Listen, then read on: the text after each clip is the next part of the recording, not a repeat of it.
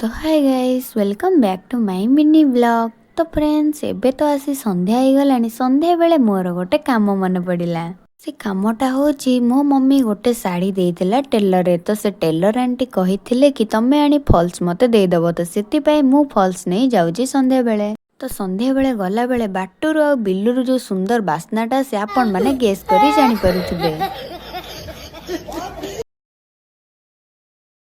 आमे Taylor aunty को घरे पहुंची तांको फॉल्स दे आमे एबे पळे आस्तिलु दुकान को।